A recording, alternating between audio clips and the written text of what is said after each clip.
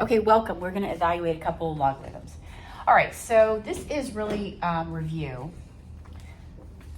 We've got 1/8, okay, to the what power equals 32. 1/8 to the, I'm going to put a box there, equals 32.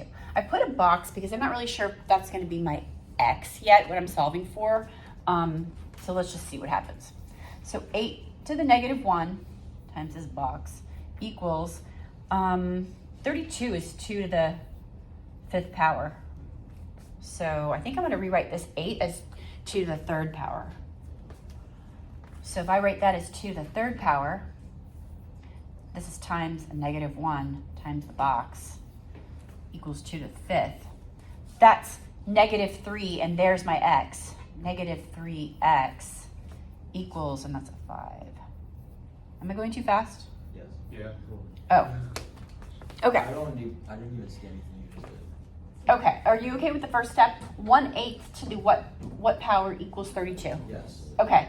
So that's the first step. Then I rewrote 1/8 as 8 to the -1. Yes. Okay.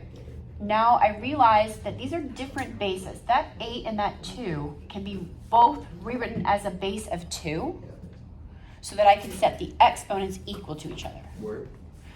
So this is 2 to the 3rd power, Yes. and I already wrote that as 2 to the 5th power.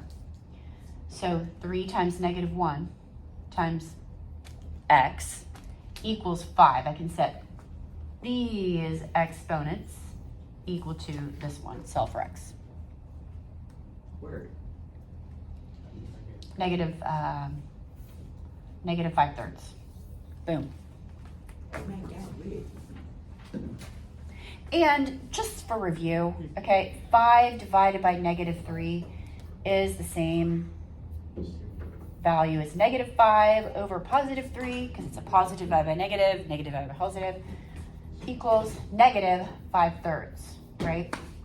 So people ask me all the time, if I have a -5/3, do I put the negative with the 5 or with the 3 or with both? You're not going to put it with both. Because if you put a negative with the 5 and with 3, it'd be a negative over a negative, and that'd be a positive. Right? So we're going to go to 26. Question? With the part where you circled all the way to the left, the 3 times -1 Yep. in the box, does that just turn into -3x? Yes. Because once we have the bases the same, then we can set the exponents equal to each other. Okay. So And I made the bases the same. I made this 8 to the 3rd power, and I made this 32 2 to the 5th power, since the bases were both 2. And then once you get the -3x and then the 5 on the other side, you're solving for x. Right. Yep. Okay.